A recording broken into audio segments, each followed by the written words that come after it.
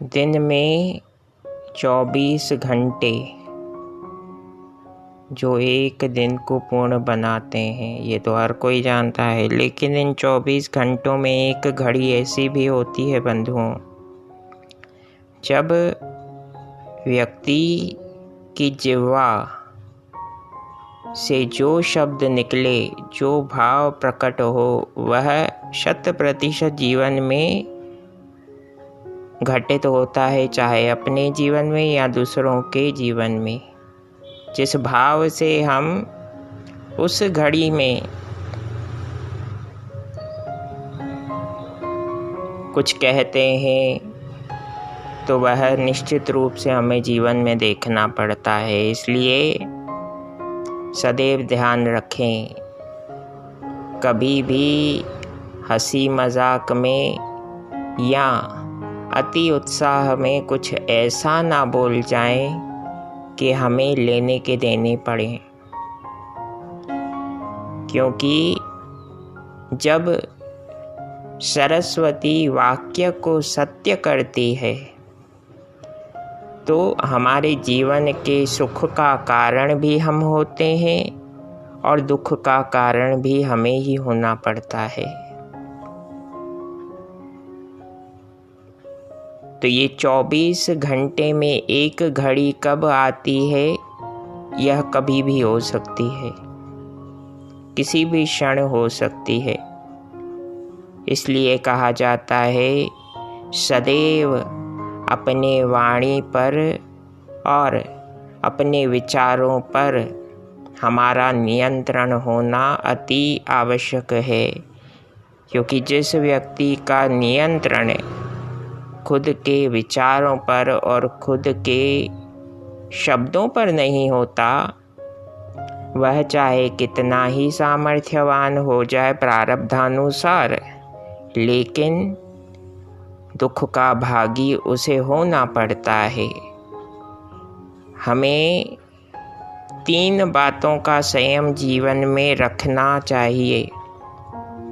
पहला, भोजन के प्रति संयम। क्या हमें खाना है, क्या नहीं खाना, क्या हमारे लिए उचित है, क्या नहीं है उचित, यह समझ हमें होनी चाहिए। पहली समझ भोजन के संबंध में। दूसरी समझ, क्या हमें पान करना है, क्या नहीं करना, अर्थात जल ग्रहण करना है या अवांछित वस्तुएं। व्यक्ति जैसा भाव रखता है, वैसा ही उसका जीवन भी हो जाता है। तो सदैव ध्यान रखें, अपने भावों और अपनी वाणी को अपने काबू में रखिए, क्योंकि वह आपके लिए कार्य करती है, ना कि आप विचारों के अनुसार स्वयं को दास बना दें। और तीसरा सबसे महत्वपूर्ण भाव, वाणी के प्रति हमारा नियंत्रण होना चाहिए। क्या कहना है, क्या करना है, कब कितना और किसके साथ वार्तालाप करना है, यह समझ होनी बहुत आवश्यक है। तो 3 बातें हमने जानी। पहला, क्या भोजन करना है, क्या नहीं, जिसे सतो गुण, रजोगुण, तमोगुण के आधार पर हम समझ सकते हैं। क्या पेय ग्रहण करना है, क्या नहीं। और तीसरा सबसे महत्वपूर्ण, अपनी वाणी पर अपना नियंत्रण होना आवश्यक है।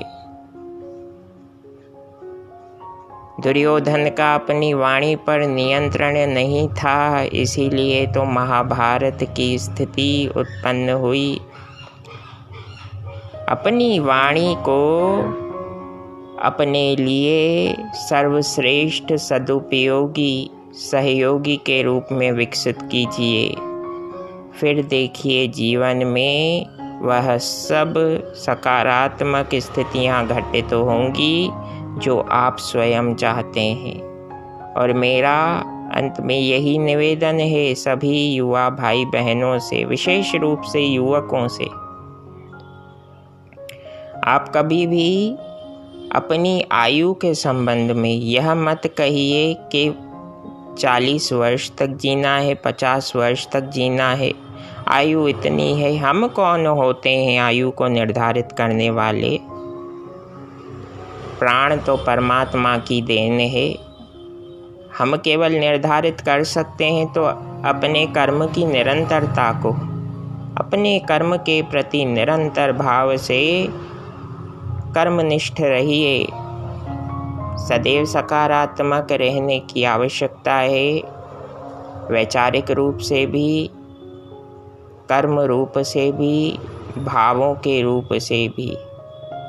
व्यक्ति संसार में केवल अपने विचारों के आधार पर जीने के लिए नहीं आया। कुटुंब रूपी परिवार के सदस्य भी उसकी जिम्मेदारी हैं।